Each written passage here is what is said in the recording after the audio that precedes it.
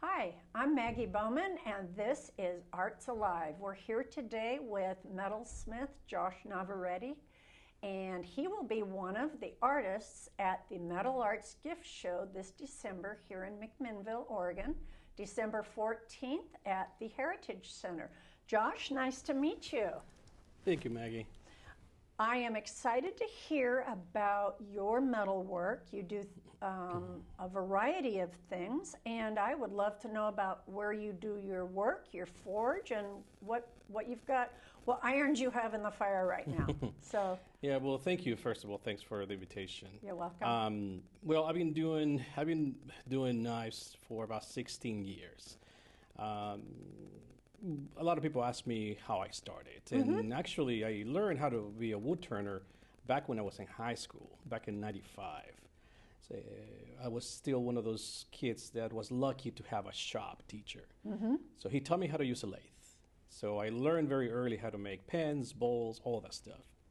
So about 15 years ago, I was up in Portland at a place where they sell exotic woods.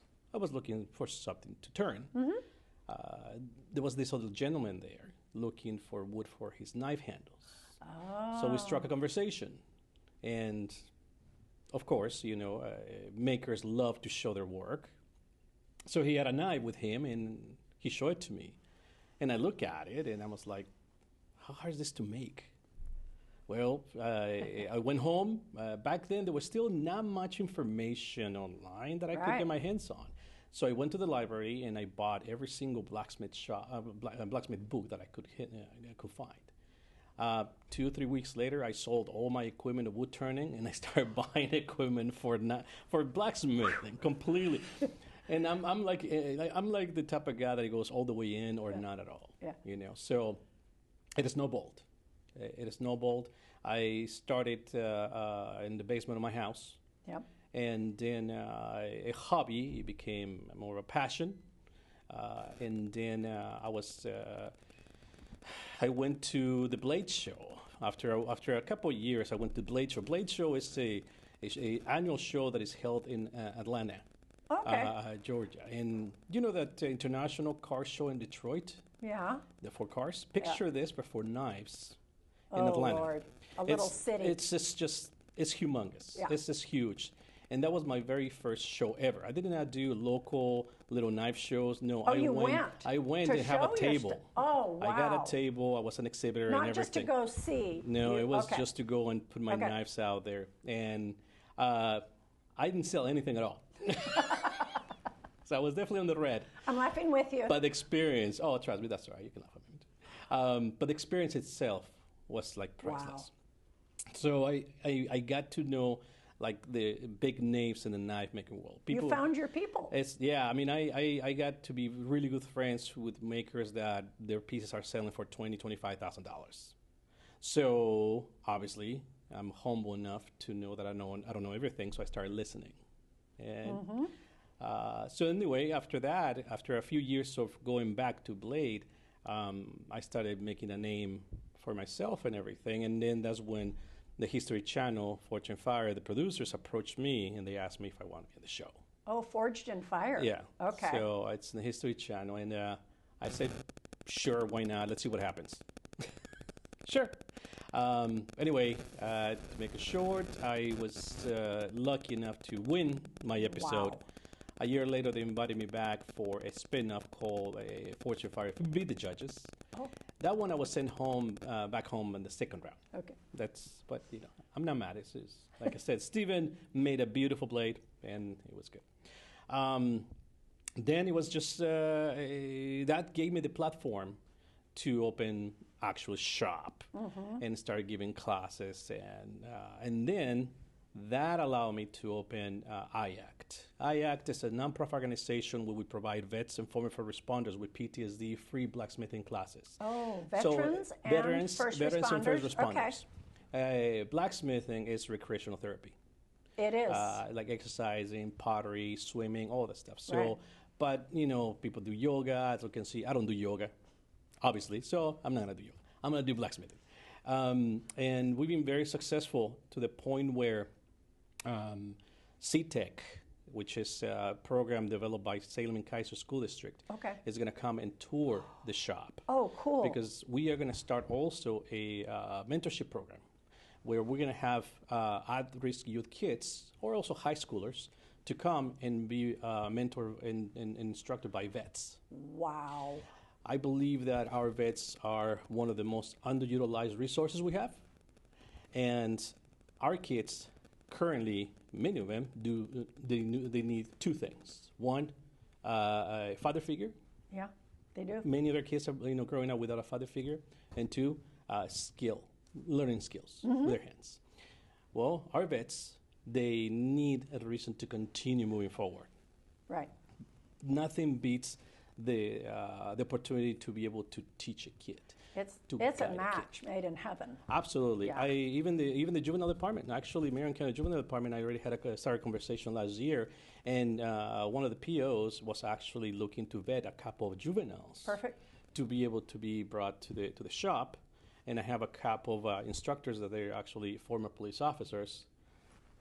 So, three of my Wow. instructors, three of them are also from Fortune Fire. Two of them are champions as well. So we have street cred. Yes, you do have street credit. And to me, it has been a very, very important to focus on not just high schoolers, Yeah.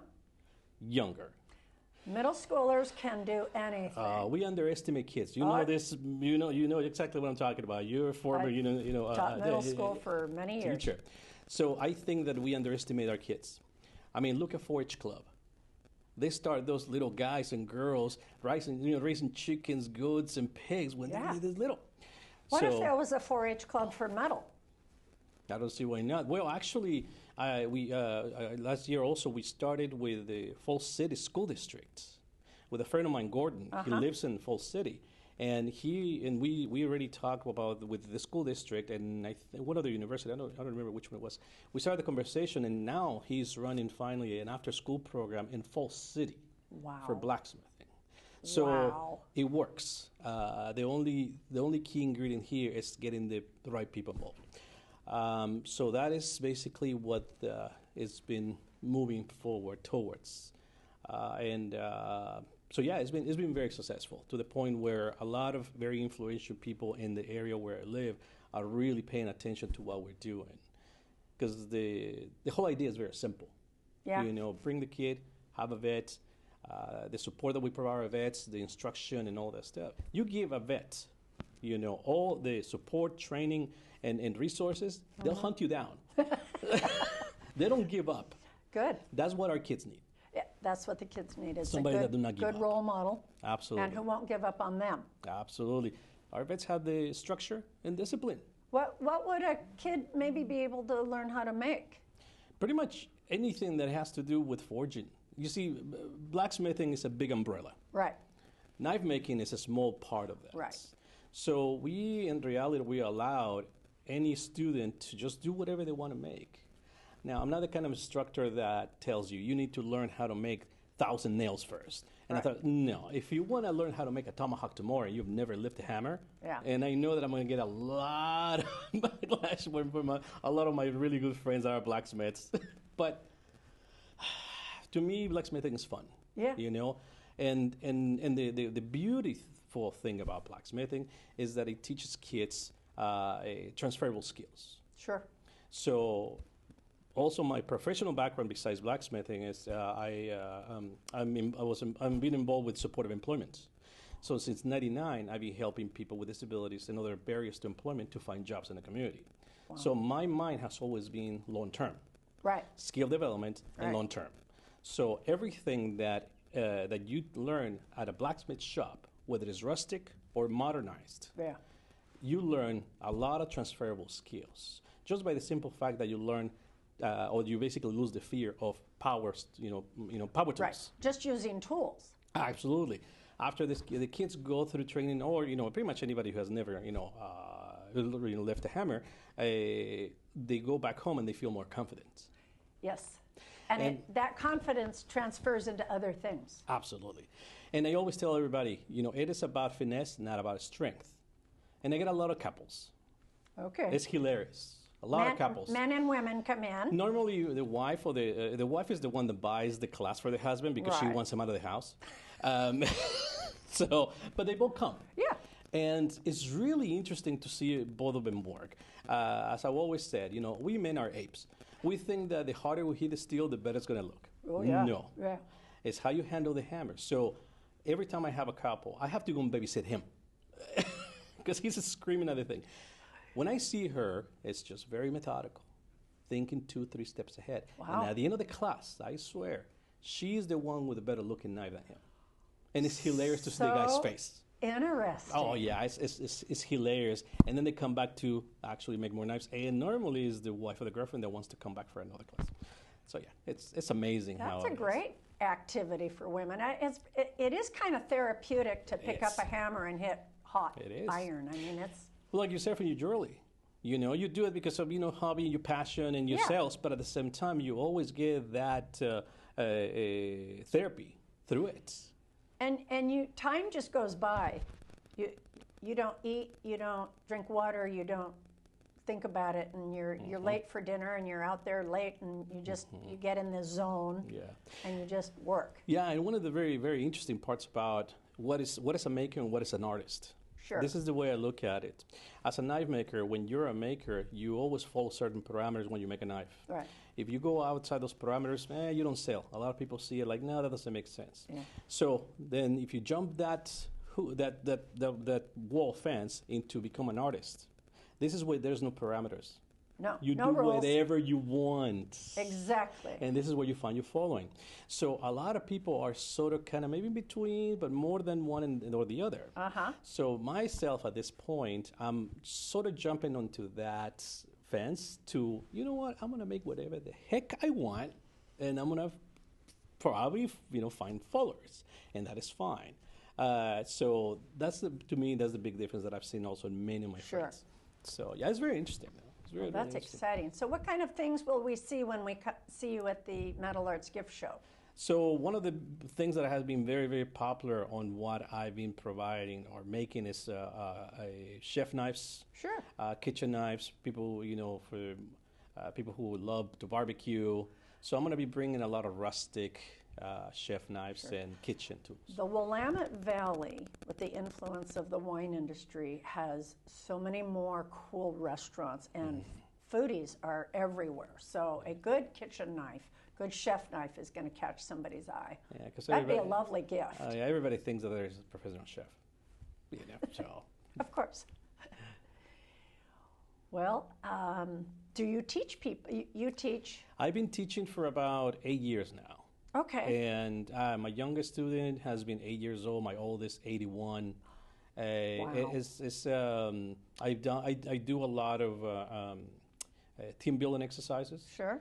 Just a couple months ago, a owner of a local pizza chain brought all his franchise owners to the shop. Oh. There were like 12, 13 of them, and I have one of my instructors helping me. So Cool. It was hilarious because I put them in teams of 3. Yeah.